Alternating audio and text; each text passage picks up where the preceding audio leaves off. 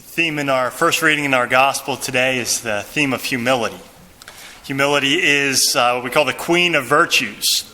It's the most important of the human virtues because it's the foundation of all other virtues. And the opposite of humility would be pride. And pride is the deadliest of all sins. And all sin has at a certain level in it the sin of pride built in. And so what are we talking about with humility and with pride? Well, pride is when we place ourselves as the center of the universe. Like we commit an action and it might be wrong, but we say, well, because I say it's right, it's right. We make ourselves the center of truth when we're not. We place our own desires as being central rather than what should be at the center. So pride is when we place ourselves beyond where we should be. Sometimes we place ourselves above others. We place ourselves above God. We place ourselves above the truth. We place ourselves above everything else. That's pride. So every sin has pride built into it because we violate the laws of the natural order. And we place ourselves in our own desires as being first and foremost. So humility is the opposing virtue. Humility is rooted in truth. And it's the foundation of the entire spiritual life. Nothing that we do can be pleasing to God without humility. And so humility is rooted in truth, where we recognize that God is God and we're not. That God is the source of truth. That there's a moral order beyond us. That our desires are not what's most important. And so humility is rooted in seeing the truth of who God is and the natural order around us. So St. Bernard of Clairvaux says that humility is the virtue by which a man knows himself as he truly is. Meaning the recognition that we are created by God and we would not even exist if God had not brought us into existence. At every moment, God is holding us in existence. And if he were to pull away for an instant, we would cease to exist. So everything that we have, everything that we are, comes from God. We are in constant need of his grace. And without him, we are often prone to sin. And so we're dependent upon him at every moment. Humility recognizes that. So without humility, nothing that we can do can be pleasing to God. Everything that we do out of pride is offensive to God. Even actions that might look good on the outside, if they're rooted in pride, are not pleasing to God.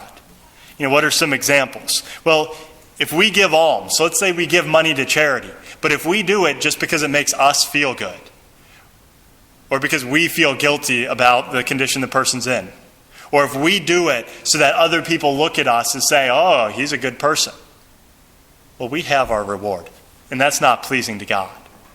That's done out of selfishness, and it just builds up our own ego. The action itself might look good, giving alms, but the intention is pride. Someone could donate millions of dollars to build the wing of a hospital. Very generous action. But if they do it just for the PR or to get their name or their corporate name written on there for their own motives, that's pride. That's not pleasing to God. That's done for their own selfish motives. Some people come to church just to impress others, so that others say, look at how holy this person is. Or they want to put up this facade of being a good person, and it's all just a show. That's not pleasing to God. Sometimes people can come to church and think that they're better than others because we come to church and look at those other people who don't come to church. That's pride. We should come to church recognizing we need to be here. We're here because we need the grace of Christ. And so all these attitudes, if whatever our actions are, if they have a self-centered motive, if they're motivated by pride, they're not pleasing to God. And someone who's prideful is very difficult to get along with. Someone who always thinks they're right, someone who always does things for their own purpose or always has an ulterior motive, if we have someone like that in our families, it's hard to deal with them. It's hard to deal with a coworker like that. A humble person is very easy to deal with. They're authentic, and they're rooted in the truth. So how do we know if we have pride within ourselves or if we're a humble person? Well, first, if we think that we're humble, if we think we've mastered that virtue and we've got it all down, then you're not. That's rooted in pride. If we think we've mastered it, we probably haven't taken the first step in terms of what humility really requires.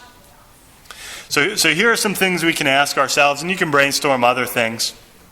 But if we're often concerned what other people think of us, if that's a big deal, if we're constantly thinking, what does this person think of me? Or if we're doing things to make ourselves look good in other people's eyes, that's pride. All of those actions are rooted in pride. And that means we're far too concerned with our own image. A humble person is going to be concerned with only how we look in God's eyes and nothing more.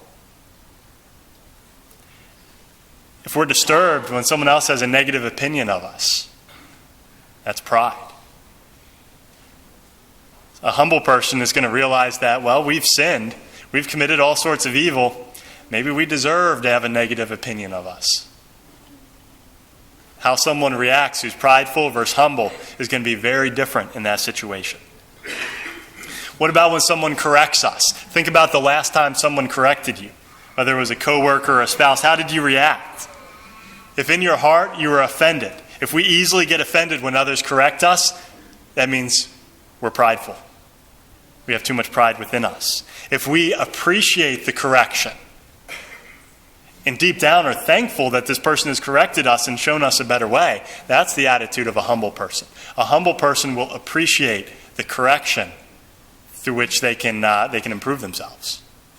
So how do we act when others correct us?